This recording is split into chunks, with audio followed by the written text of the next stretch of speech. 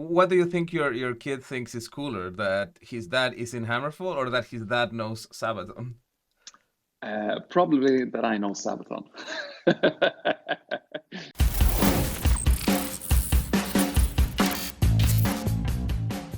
Hammerfall are a Swedish power metal band founded in 1993 with 11 albums in their career, several of them considered to be among the best heavy metal albums of all time. They remain an extremely influential band not only for power metal, but for metal as a whole. Just last week, they released their 12th studio album, Hammer of Dawn. And to talk about that and a few more things, I am joined today by Fredrik Larsson, the bassist of Hammerfall. Fredrik, first of all, congratulations on the album and thank you so much for speaking with me today. Oh, thank you for having me. It feels so good to be finally out with this new album. I can imagine. It's good probably to feel out also of the enormous chaos that we have experienced the last couple of years. I mean, it's been pretty rough. And just as we start to get out of our first once in a lifetime crisis, we're just starting to enter into another. So before anything else, how are you doing, Fredrik? I'm doing really good right now. I mean, we've been through the pandemic for 2 years now. We just came home like 2 years ago from a really successful European tour. But finally, it feels like things are moving and we are starting to get the dates together to get out on tour again. And to have a new album out, it's just great to be back. Speaking of being back, have you been able to play at all during the last couple of years? I checked online a little bit. I think you had a show maybe last year or no? No, nothing. We haven't done nothing. I mean, we were really lucky. We came home 2 years ago, and on that last show, on that last tour, we recorded a live album and a Blu-ray as well. So we already had that in the plans. So when other bands were streaming small club shows without an audience, we could at least release a full Hammerfall show with a big audience and pyro and everything.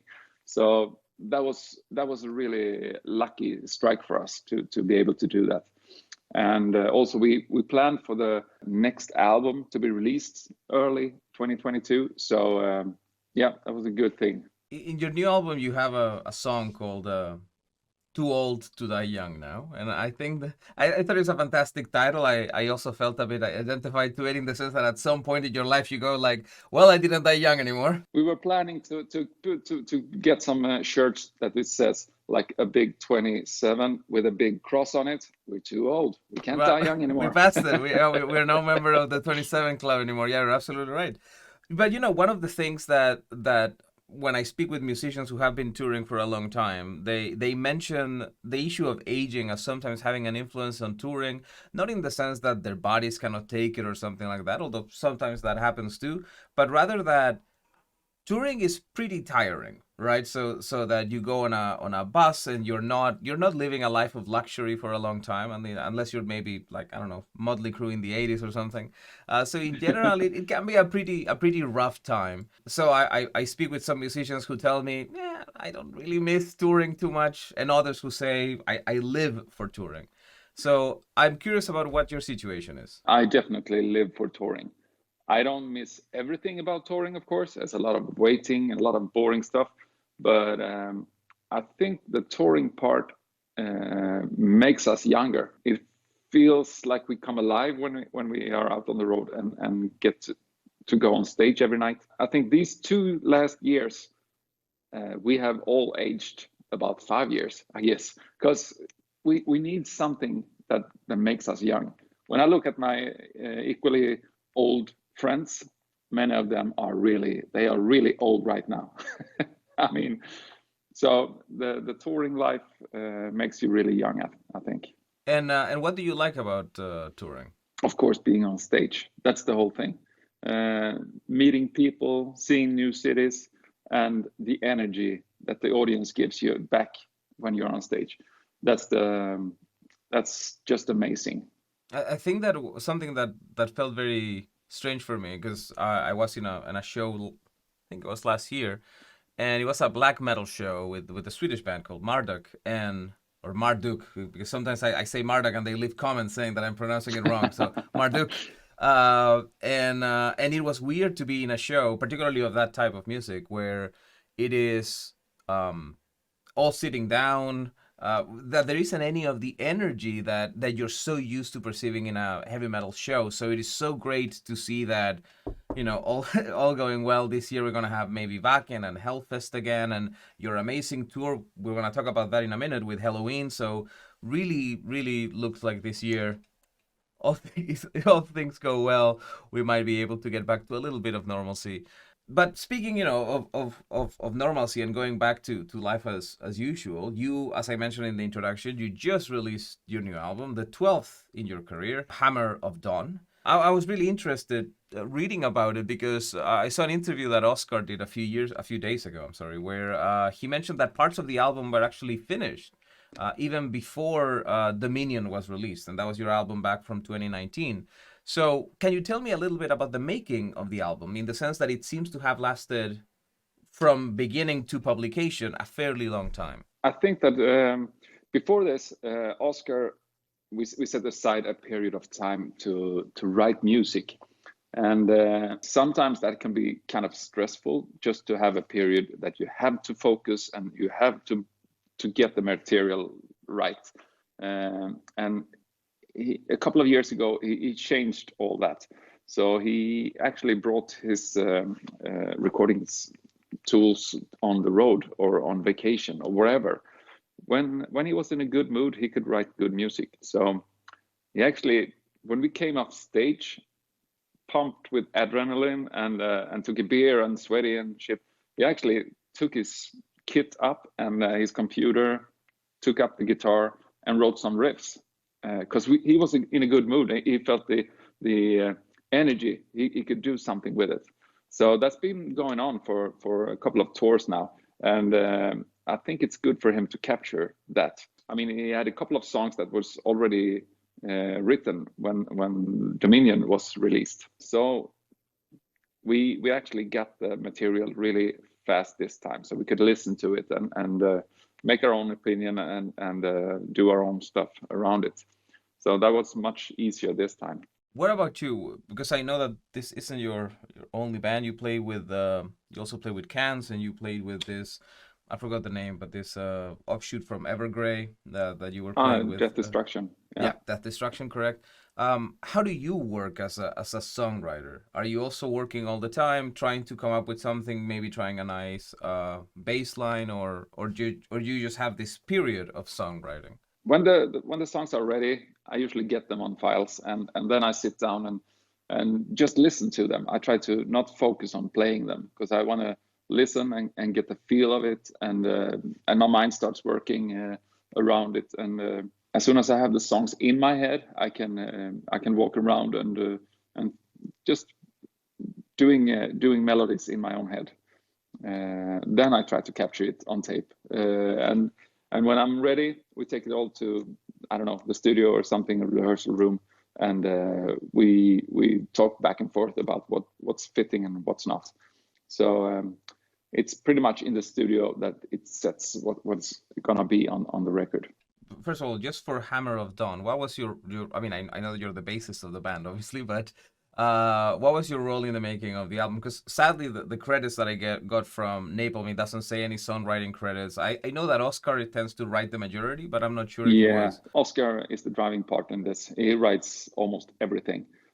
Pontus contributes with the song or a couple of riffs, and they do it together. And Joakim brings the melodies and the lyrics, and then it's just drums and bass are adding to that. So we're not writing anything. One of the things that you've probably noticed as a bassist, and you've been a bassist for many years now, is that bass tends to be like the butt of every joke, right? When you talk about musicians and everything like that. Sure, I can make you the world's greatest guitarist. The price? Your soul. My soul? No way. What can I get for $1?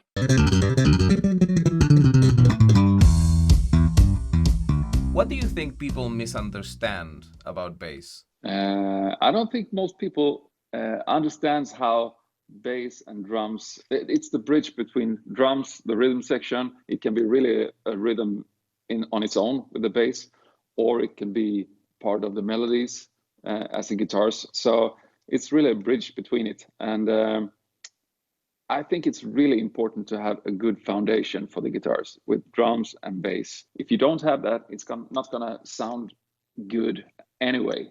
You might have amazing guitar players, but if they don't have a solid ground to stand on, it won't be a good song anyway. I don't think I really understood the role of bass until I started to listen to Iron Maiden, and you notice that these are really bass-driven songs, right? Like Steve Harris really does everything there, and but it is very dominant. Whereas in other bands, I think Hammerfall is one of them, the bass isn't as dominant in the mix. It tends to be more subdued. What were the bassists that influenced you in your playing, and how do you determine exactly how prominent you want to be in the music? Precisely because bass plays that sometimes hidden role in the music. I'm not the virtuoso, I don't play fast or that kind of style. So like my heroes are Duff McKagan. He plays with an attitude, I would say. Every note kind of counts in his playing.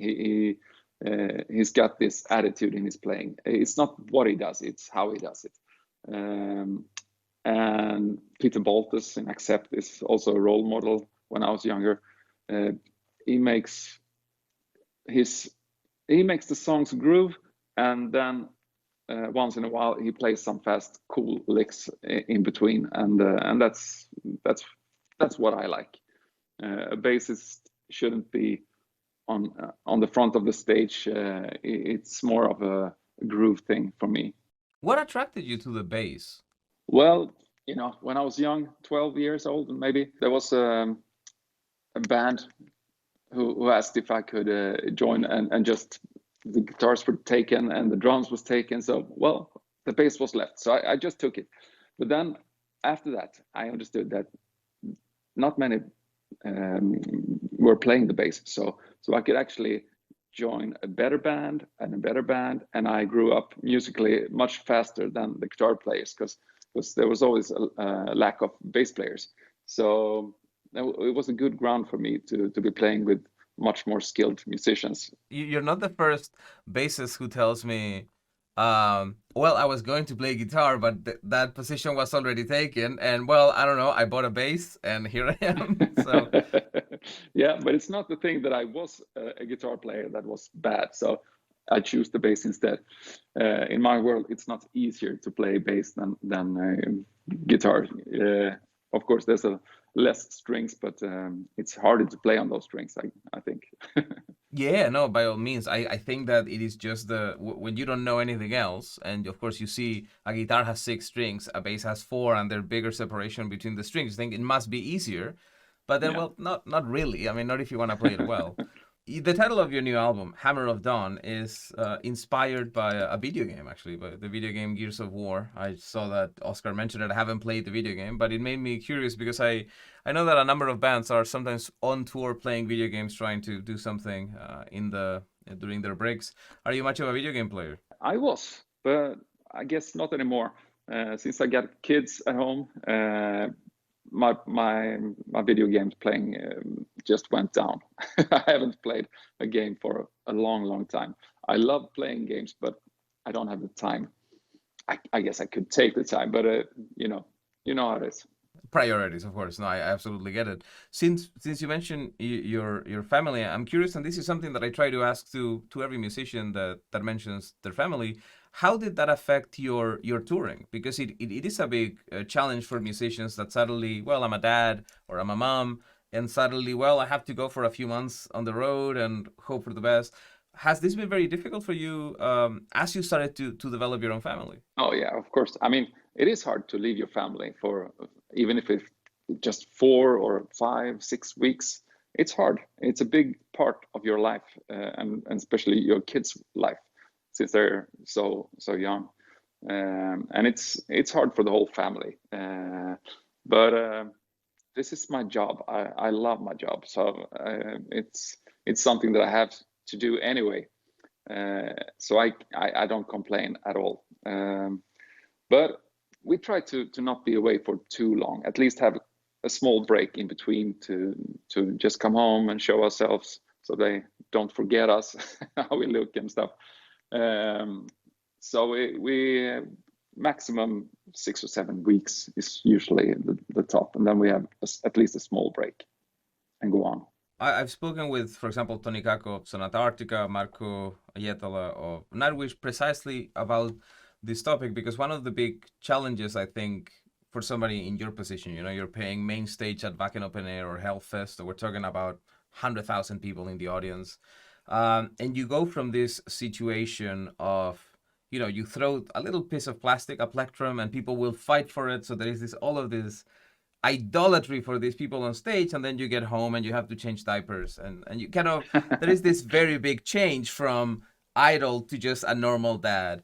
Has that been, how has that been for you? I mean, to have this fame, I think that's and a really good thing. They really show that you're not a rock star, that you get home and you're down to earth with both your feet at once. In their eyes, you're not a rock star at all. So that's a good thing. You have to be both. You can't live high up in the air, but you have to be grounded and focus on the important things. you obviously don't need to tell me anything personal about them, but are they old enough to listen to your music and kind of understand, or are they very young? Oh yes, no, they are 7 and 9, Oh. almost 10. So What do they think about your music? the old one is a metalhead. When we got home from the US tour with Sabaton, I had to listen to Sabaton every day, every waking hour, because he loved them. So that was a funny thing. Were you trying to tell him, hey, you know that Hammerfall is pretty good too?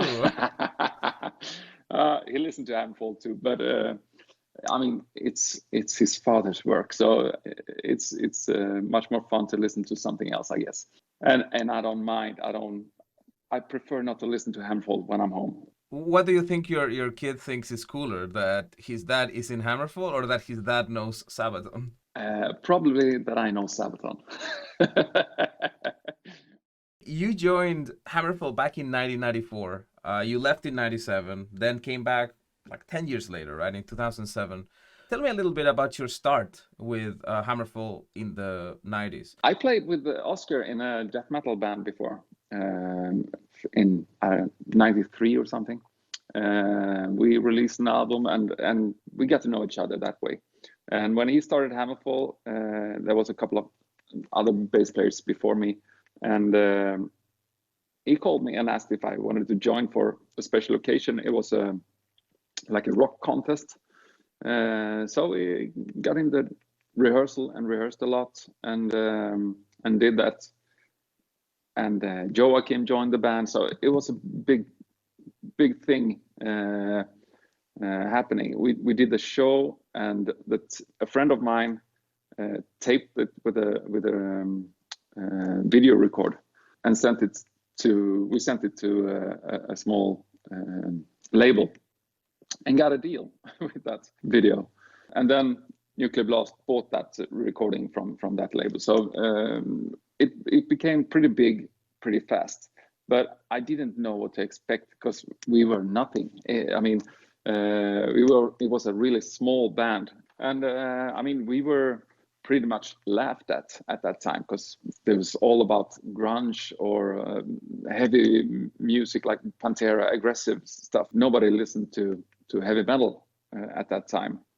Or, of course, there were bands were playing and such, but it was kind of a joke for them. But we stood our ground. We dressed up in leather and studs and did our thing because we thought it was great. I mean, this is the music that we grew up with, so it was kind of cool to be able to stand our ground and do that show. We had we were breathing fires on stage and with, I mean, we didn't have any budget for that, but it was a small thing.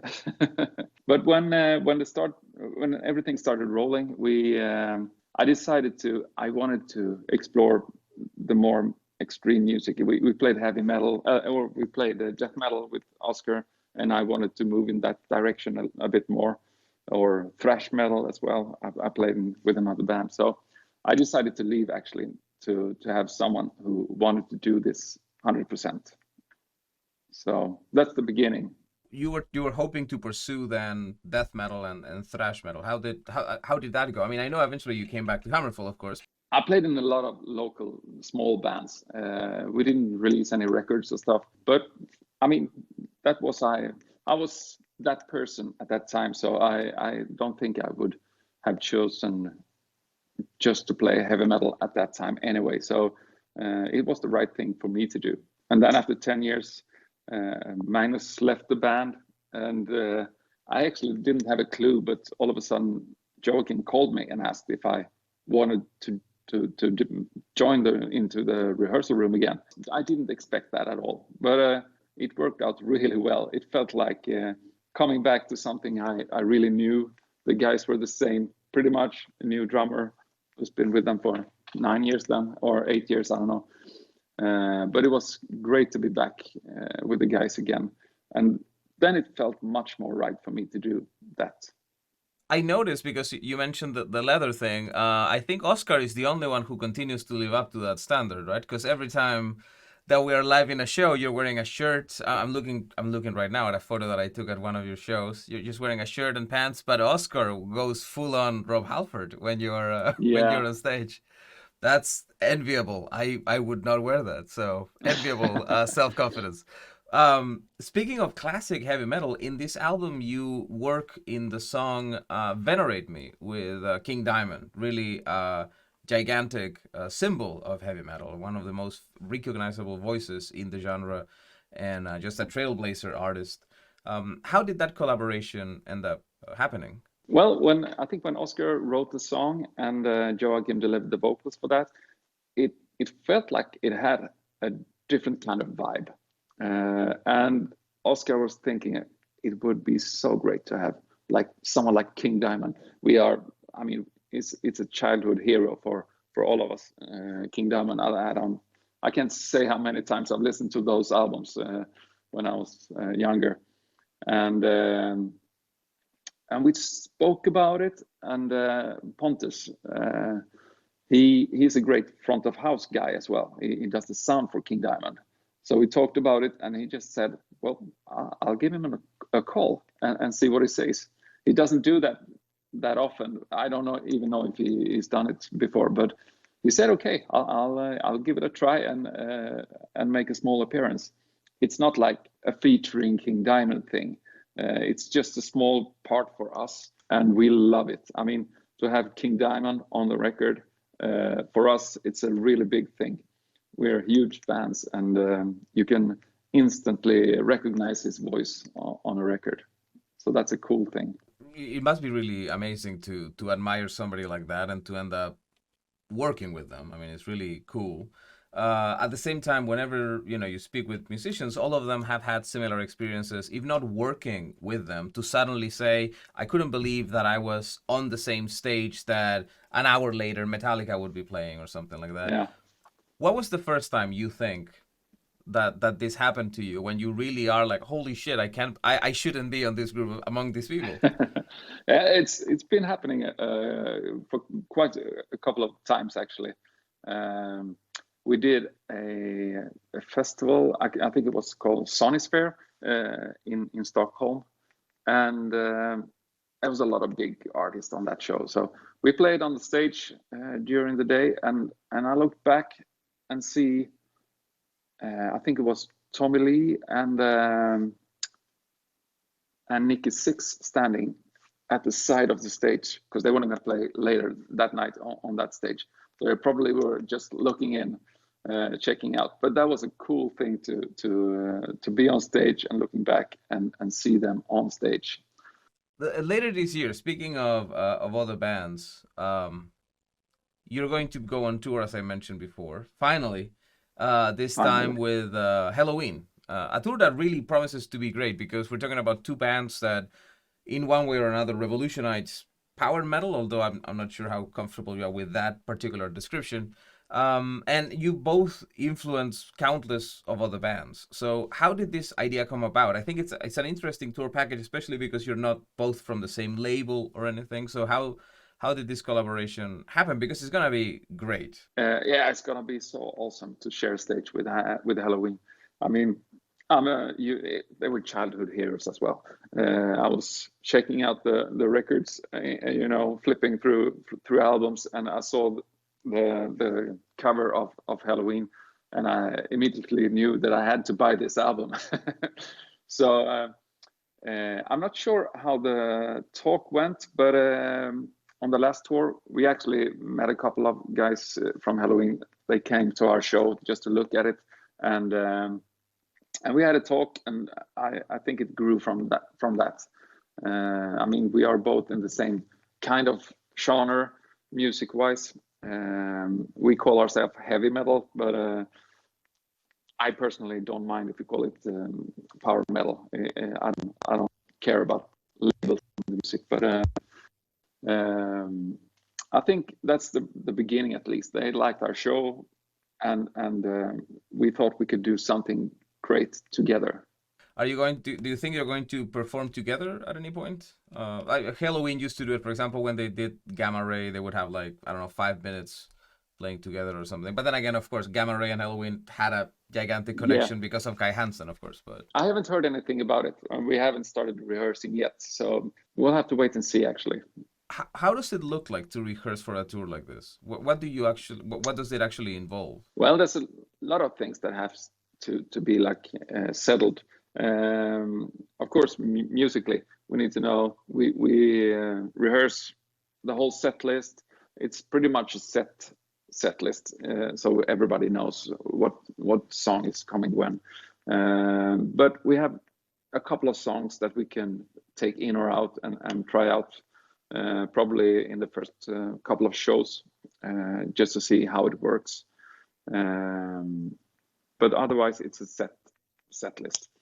And then we have to focus on what to do during the show. I mean, pyros and stuff, and implement that in a good way, and to see how the stage works, what stage sets we're gonna bring, and positions with microphones and stuff. So there's a lot of things that need to be planned for.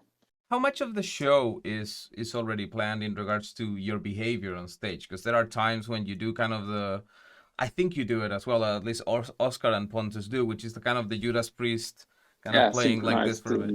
Yeah. So is that something that is kind of spontaneous, or is there a certain amount of rehearsal for that? No, we don't set anything in the beginning, but some parts come naturally. So if we do it for one show, and the next show comes, we think, oh, we did that thing there, so maybe it might be good. So we keep on doing it.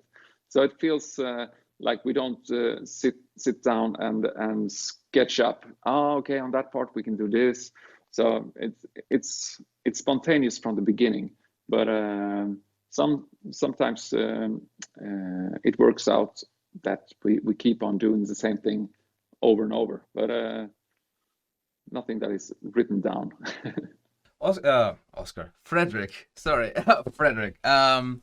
We're out of time, regrettably. I've really enjoyed having this conversation with you, but I know you have more, so I am not going to keep you. Thank you so much for your time. I am really looking forward to this tour. I've really been enjoying the album, so I'm going to keep listening to it. And I sincerely hope that your kid can one day meet Sabaton. I know that would be nice for him to meet a good band. Yeah. Yes, I'll make sure he does. Thank you. Thank you so much for your time, man. Take care of yourself. Take care.